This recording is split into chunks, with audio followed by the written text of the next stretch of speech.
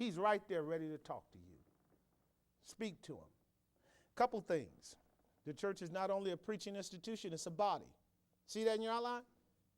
It's a body. Down at the ladder, and we're almost done. You guys can get out of here. You won't be tormented much longer. It's a body. You know what that means? Watch it. See how I'm doing all this? Young people say, Pastor got a little skills.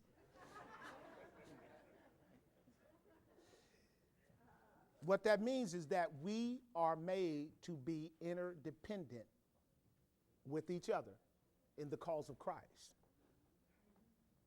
God made you that way, to be totally dependent on him and interdependent with one another in order for the body to function the way it's supposed to. Read it for yourself, 1 Corinthians 12, verse 12 and 13. Now the body is not one member, but many members. And we all have been baptized by the same Spirit into one body and made to drink of one Spirit. And being members of one body, we all are individual members. You know what that means? You got a role to play in the church. I got a role to play in the church. We all got a role to play in the church. Ask God to show you what that role is and do your job. If you do, God will bless it. Like he's blessed us over the last 12 years. Just blessed. People ask me, how is it that your church is growing? I get it from people all over the nation, particularly people who have our theological construct, the 5 points of Calvinism, doctrines of grace, Reformed history, stuff like that. And they have a hard time growing. A lot of them have a hard time growing. They think it's incongruent for you to be able to preach faithfully the gospel and grow. And I said, well, I'll tell you what I've learned. I don't know about everybody else, but this is what I've learned. I've learned that if we do what God says, he'll bless it. Is that rocket science? Is that rocket science? No, expand, Pastor. Well, I will, but did you get that? If we do what God says, he'll bless it. Won't he? He'll save your children. He'll save your children. If you pray, if you seek him, if you bend your heart over, if you get them under the gospel, will he save them? He'll save them. He'll save sinners too. This is no accident. It's not oxymoronic. It's not like an anomaly either. I love the way Spurgeon put it. Why would Jesus call you from the world to be fishers of men and don't teach you how to fish and don't make you successful at fishing? Come, I will make you fishers of men. Are you hearing what I'm saying? And I've seen God do that with us. I've seen him do it with us. So go on, God, with your bad self. Look at the Lord. Look at the Lord. Our impediment is unbelief. That's the impediment. Are you hearing me? That's the impediment, unbelief. That's the only impediment.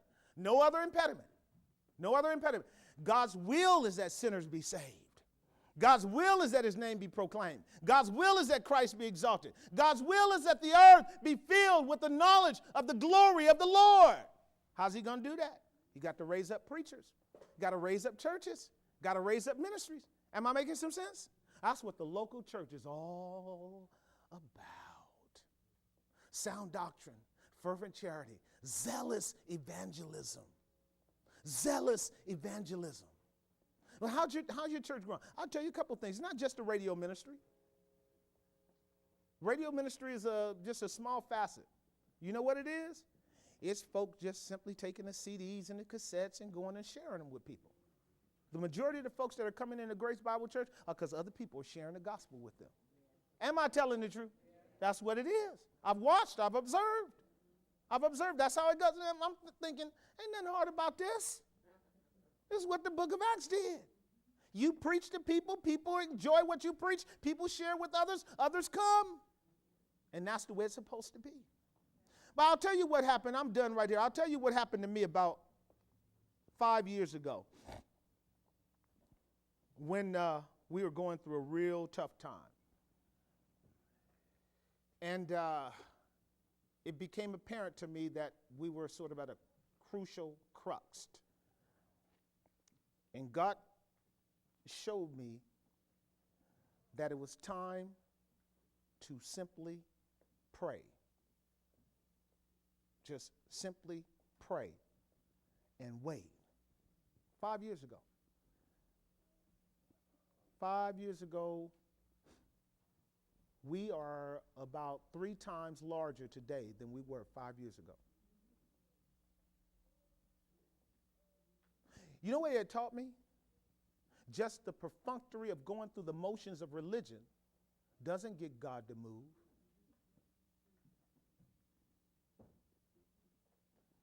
He combined my broken heart with my need for my children and your children and many of you in your marriages, because that's what a pastor does. He oversees the congregation. And he said, let's see, at that time it was about 80 people. We're almost 400 people. He said, you got to pray for these people. You got to pray for these people. I'm just telling you. I prayed. You know what I saw? I share this everywhere I go when pastors ask me, so how is it? Because, you know, people come to our site, they see the church, multi-ethnic church.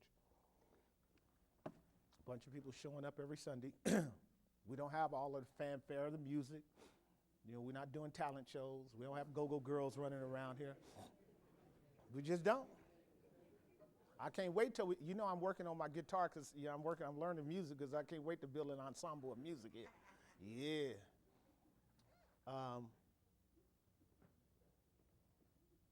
I watched God act. Have you ever seen God move?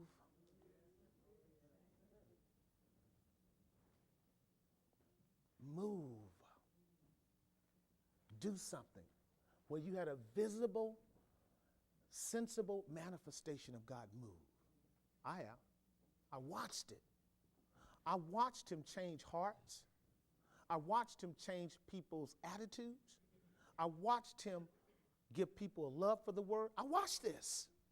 Do you hear me? I watched this. I said, this is amazing.